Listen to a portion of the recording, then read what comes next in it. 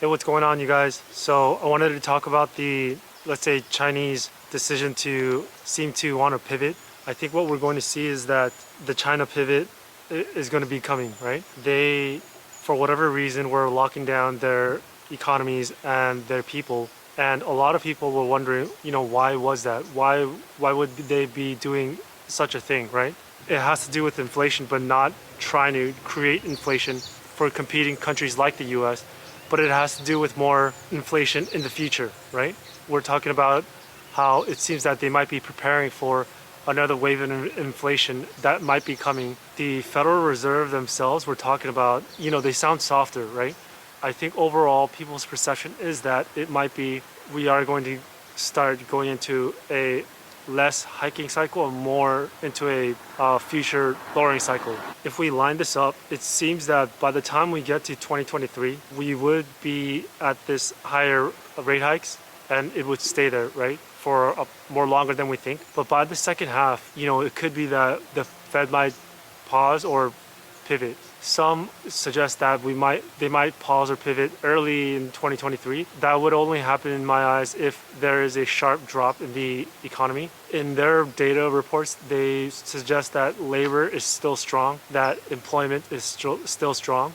Whether people agree with that, those employment data or not, they just want that unemployment number to go up, right? Regardless if it's the most lagging input or whatnot. Now, this is very interesting because, China, because of all the protests and all the discontent, they have came out and said, you know what, we are going to be relaxing COVID restrictions. We are going to be trying to figure out ways to move forward. And so whatever the case of what people believe, it appears that they are going to begin to open their economy and the Chinese demand will begin to come into the market, right? And the Chinese manufacturing will begin to go on more and more. From there on, we will have to see what might happen with the global inflation rates, right? Energy demands, once China opens up, it's not going to keep going down or it's going to go up, and we will have to figure out if whether or not overall inflation is going to not stay down but go back up, right? Inflation rates right now are at 7.7, I believe was the last reading. I think we could all agree that probably it won't go below 4 or 5,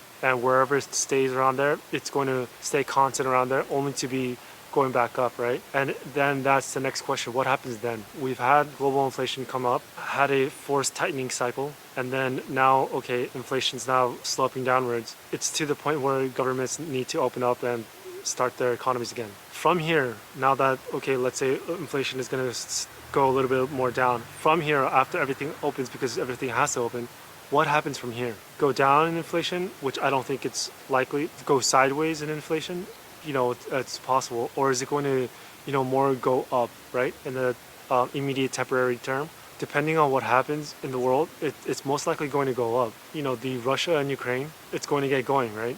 By the time it hits February and, when spring is appearing to emerge, the dynamics from there can go up exponentially, right? It could go explode, right? And so whether or not the war perpetuates much more division, which I think it will, the energy prices will most likely continuously go up to levels that governments don't really want to deal with, right? Now remember, this is all at a time where, China needs to open up and their demand will be going up, and so energy uses will be going up. But also, even though the manufactured goods are coming out, right, out of China, they still need to be transported by ships, right? Large ships that take in a lot of energy. The inflation, it can go up. Now, there is a lot of discussion whether or not deflationary forces will be stronger and outpace the inflationary forces, which I think it's possible because if you look at the topper end demographic of China, right? I think that area demand is going to be way down. I think that demand around the world, it's possible that it goes down, right? And we have all these deflationary forces because if you look at technology, remember, the automation is another gigantic deflationary force. But we were trying to figure out, okay, so what are we looking at overall? Which one is going to be a stronger force? And I think a lot of people are looking at that inflation might be a stronger force, but deflation is also going to be a very stronger force afterwards. Just imagine if we're looking at all the automation that's taken around your neighborhood. Why don't you go walk around and try and see some of the ways that where different businesses are trying to cut labor costs, or go into these coffee shops where they have automated baristas, right? Or if you're in Las Vegas, there's a lot of probably bartending robot, right? And so basically what's happening is throughout the world, that deflationary force is coming, right?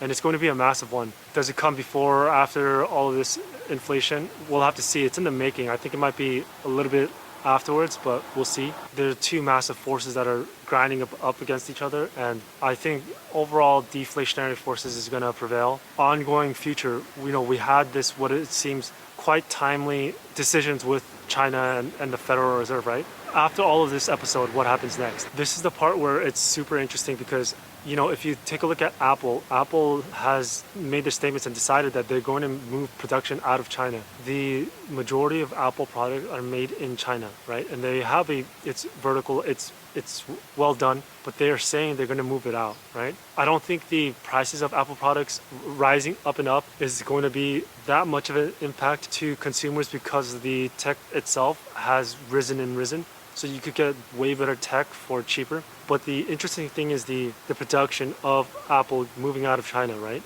Apple divesting away from China and Chinese manufacturing, it shows that it's likely that many of the Wall Streets and a lot of American investors or Western investors are seeing China as uninvestable. And this is further adding that into the future, conflict and, power struggle seems to be rising, right? It does not seem to be going downwards. I think overall we might see a lot of these sorts of disconnect happen, right? It's going to begin to happen where there's going to be a lot of split between I can't invest in that place for this reason or that reason, ideological or regional or country, right?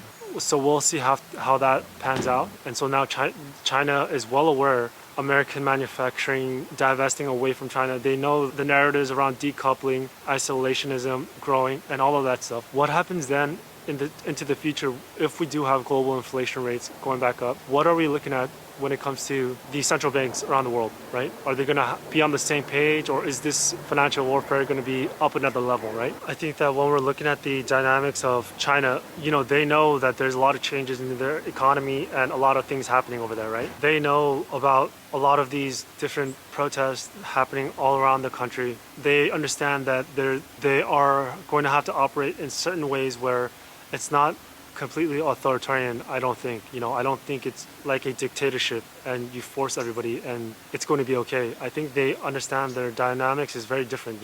In the West there has to be a bit more analysis on that, right? Because I think there's just a lot of not understanding what's actually might be going on, but coming to whatever conclusions immediately, and then it's possible they did base their decisions off of that. But what I mean is, for example, talks that these protests are going to end up in civil war or upending the country, right? First of all, there's no firearms in the mainland anywhere near the numbers, right, of any other countries in civilian arms. It's not going to end up in conflict or regional conflicts in my eyes. The other part is these protests are going to end up like Hong Kong and upend the country. I don't believe that these protests are going to foment a gigantic, some sort of revolution and rebellion where it upends the governing body. I don't think that's likely. With Chinese demographics, people have to remember a lot of them are middle-aged right now, if I'm not mistaken. And you'll have a lot of the percentage of that country much more, let's understand this, let's talk about this or whatnot, rather than much more younger, 20s aged people going out onto the streets and, rioting and burning things down. I don't think that's what we're looking at here. These protests, although maybe things that, people might have not seen, I don't think it's going to upend the government, but it's just going to pass over. And it's going to pass over with the Chinese pivot, I think. With the Chinese pivot, what does that mean for the stock market? Specifically the American stock market? We are going to see the market deciding for themselves and understanding that this is the time where demand is going to grow again, and it's not going to be full back into growth. I think there's going to be better approach to value in relative to growth, but overall it seems that the Chinese pivot seems much more closer than the Fed pivot, right? That's it for this video. I just wanted to give you my thoughts on what I'm seeing in China and the protests, the CCP regarding how they want to ease restrictions and relax and open their economy back up and all of that stuff, and what I think it means. But overall, keep your eyes open and make sure you're aware of what is going on. And other than that, good luck.